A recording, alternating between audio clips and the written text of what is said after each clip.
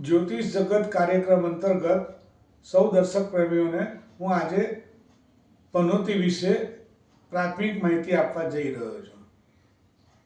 સૌ વ્યક્તિઓને દર વર્ષે ઇંતજાર રહેતો હોય છે કે અમારી રાશિમાં પનોતી છે કે નહીં। પનોતી બે જાતની પનોતી હોય, નાની પનોતી અને મોટી પનોતી। નાની પનોતી બે રાશિમાં ચાલતી જ હોય, મોટી પનોતી 3 રાશિમાં ચાલતી હોય। નાની પનોતીનો સમય 2.5 વર્ષનો હોય છે ઢૈયાની, અને મોટી પનોતી 7.5 વર્ષની હોય છે। હવે 7.5 વર્ષની પનોતી જીવનમાં માણસને જમીન ઉપર નીચે પગ રાખે એના માટે આવતી હોય છે। રાજા રંક બધાને પનોતી આવતી હોય છે। જીવનની અંદર 2 થી 3 તબક્કામાં પનોતી આવતી હોય છે, અને ત્યારે માણસને એની શાન ઠેકાણે આવી જાય। નાના માણસોને જો સારી રીતે વધારે રાખતા હોય અને સારા કર્મ કર્યા હોય એને પનોતી નડતી નથી, અથવા તો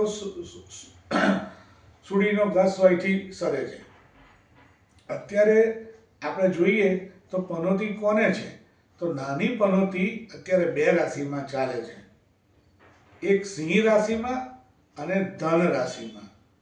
આ બંને રાશિમાં લોખંડના પાયે શનિ મહારાજની પનોતી નાની ચાલે છે, જે શારીરિક, માનસિક અને આર્થિક તકલીફોથી ઘેરાયેલી રહે।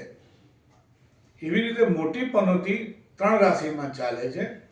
મેષ રાશિમાં ચાલે છે લોઢાના પાયે, મીન રાશિમાં ચાલે છે સોનાના પાયે, કુંભ રાશિમાં ચાલે છે રૂપાના પાયે। બધી પનોતી આર્થિક, માનસિક અને શારીરિક તકલીફ તો આપે જ, પરંતુ રૂપાના પાયે કુંભ રાશિને ચાલતી પનોતી આર્થિક રીતે લાભદાયી હોય છે, અને ઘણી બધી વાર જે સારા કર્મો કરે એને પનોતી નડતી પણ નથી। હવે આપણે જાણીએ કે પનોતી તો આવે એટલે બધા ગભરાઈ જાય છે, પરંતુ સારા કર્મ કરનારને સહેજે ગભરાવાની જરૂર નથી।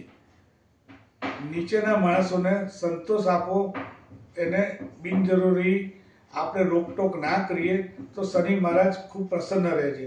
અને આપણે જાણી લઈએ કે આપણા શ્રી કૃષ્ણ એ જે જગત ગુરુ છે, પૂર્ણ પુરુષોત્તમ છે, સૂર્યદેવ એના સસરા થાય, ચંદ્ર, મંગળ અને શનિ એમના સાળા થાય, બુધ મહારાજ ના ફુવા શ્રી કૃષ્ણ ભગવાન થાય। આ રીતે 5 ગ્રહો તે સૂર્ય આપણા શ્રી કૃષ્ણ ભગવાનના એકદમ અત્યંત સંબંધી છે।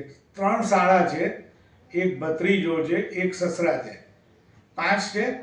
ગુરુ ને શુક્રની વાત રહીએ, એક શ્રી કૃષ્ણના અંશ છે, શુભ ગ્રહો છે। અને રાહુ કેતુને તો જ્યારે સમુદ્ર મંથન કર્યું અને જે સુદર્શન ચક્ર એમની ઉપર ચલાવ્યું ત્યાંથી શ્રી કૃષ્ણની સામું પાછું વળીને જોતા નથી। એટલે શ્રી કૃષ્ણ શરણમ મમ અને ઓમ નમો ભગવતે વાસુદેવાય માં જો નિયમિત શ્રદ્ધાથી એના પાઠ પૂજા થતા હોય એવા કોઈ પણ ધર્મપ્રેમીઓને પનોતીથી સહેજ પણ ગભરાવાની જરૂર નથી। રાજેશ શાહના, જય શ્રી કૃષ્ણ।